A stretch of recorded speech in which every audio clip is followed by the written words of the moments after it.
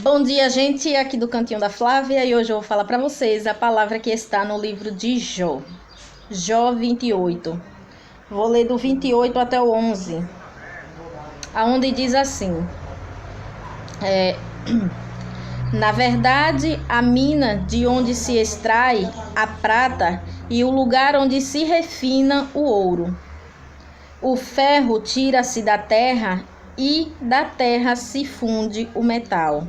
O homem pôs fim às trevas e até a extremidade ele esquadrilha, procurando as pedras na escuridão e na sombra da morte. Transborda o ribeiro junto do que habita ali, de maneira que não se pode passar a pé. Então se esgota do homem e as águas se vão. Da terra procede o pão, mas por baixo é revolvida como em fogo. E as suas pedras são lugares da safira, tem pó de ouro. Essa vereda, a ave de rapina a ignora, e não a viram os olhos da gralha. Nunca a pisaram filhos de animais altivos, nem o feroz leão passou por ela. Estendeu a sua mão contra o rochedo e resolve os montes desde as suas raízes. Dos rochedos faz sair rios, e o seu olho vê tudo o que há de precioso. Os rios tapa, e em uma gota sai deles, atrás a luz, e estava escondido. Aqui, como o texto mesmo nos diz, Jó fala sobre a sabedoria. É tanto que ele fala da rocha, né, que é a sabedoria divina. Fala da rocha, assim como ele também vem falando do fogo. Assim como ele também fala da água que brota diretamente da rocha. Por isso que a palavra do Senhor fala que Jó foi um homem sábio, de muita sabedoria. Jó foi um homem temente a Deus e de muita fé. Por quê? Porque Jó, até mesmo naqueles tempos, o que foi que a própria esposa dele diz? Abandona esse Deus e morre, por tudo que Jó fez em relação ao Deus em que ele servia.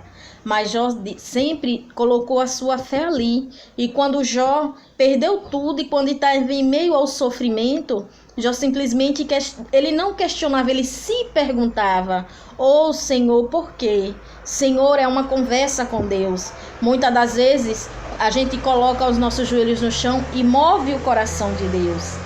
O Senhor já me deu essa palavra porque o Senhor é muito bom comigo. Apesar de eu não merecer, o meu Deus, ele me ama. Aí é desse jeito. Mas tem horas e tem vezes que a gente precisa de uma intimidade, de um aconchego mais nos braços do Senhor. Então é quando Ele nos pega e diz: "Ô filho, eu tô aqui te esperando, tô aqui tentando te ouvir, mas não estou lhe escutando." É quando Ele faz brotar água da rocha, é quando a gente acha que a gente tá sozinho. Mas Deus é Deus que nos alcança, que conhece o nosso íntimo, o nosso profundo e principalmente o nosso escondido. Deus é Deus que conhece o nosso deitar e o nosso levantar. Deus é Deus que jamais nos abandona e jamais vai nos deixar faltar, seja a água que Ele faz brotar em meio à rocha, seja em meio ao fogo, onde Ele também se comparece, e Ele é Deus de amor. A gente vê quantos e quantos... Eu nem estou assistindo o jornal, nem sei como é que está essa pandemia. Mas uma coisa eu vou dizer, na minha vida Deus é fiel, porque graças a Deus até aqui Ele tem me ajudado.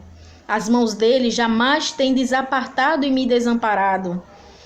Um tempo desse eu passei uma situação tão difícil, eu já não sabia nem o que perguntar mais a Deus. Tinha horas que me dava vontade de pegar, jogar tudo para cima e sair por aí. Outra vez mesmo me tomou até um espírito de desespero aqui. Eu disse, Senhor, pelo amor de Deus, eu tô vendo a hora de deixar esses meninos aí sair no oco desse mundo sem saber o que fazer. Deus é Deus que até hoje me pega e me leva a um certo lugar. Ontem a palavra que me veio, nem eu sei o que é que eu tô fazendo lá. Mas eu creio que Deus é Deus e que sabe o trabalhar dele. Nada está nas nossas mãos, nada está no nosso conhecimento, nada está diante de nós. Porém, Deus é Deus que sabe de tudo e de todas as coisas. Às vezes eu entro e saio triste, mas nada como o amanhecer. Então é deixar que Deus toma conta de tudo e de todas as coisas. Traí a palavrinha do livro de Jó, a sabedoria, né? Que fala sobre a sabedoria, que Jó foi um homem sábio, muito sábio. Então que a palavra de Jó venha entrar na minha vida, venha acalentar o meu coração, ajudando o nosso coração, que em si é enganoso, né? Mas Deus é Deus que sabe de tudo e de todas as coisas, e que a água possa brotar, ainda que esteja na rocha. Que o Senhor seja o nosso alicerce, nos ajude a limpar a nossa boca, nos ajude a limpar as nossas vestes, nos ajude a limpar os nossos pés, nos ajude a limpar as nossas mãos, refresca a nossa mente, Senhor, e toca na nossa saúde mental, porque a gente sabe que também há espíritos de loucura, então que o Senhor venha lançar por terra, não deixando isso se valer na minha vida e na vida do teu povo. Deus é Deus que ele garante. Ele diz, eu venci o mundo, então vós também vencereis. Um dia desse eu tive num culto, na reunião de mulheres, e foi um culto abençoado. Sabe qual foi a palavra que foi liberada naquele culto? Aquele preço já foi pago lá na cruz, olha. Na cruz do Calvário. Então eu creio. Então que o Senhor nos restaure, que o Senhor nos ajude a levantar todos os dias. E que o Senhor nos ajude sim a caminhar. E esse que está tendo êxito tão somente, muitas das vezes em caluniar e em falar mal do seu próximo, que Deus tome conta de cada um.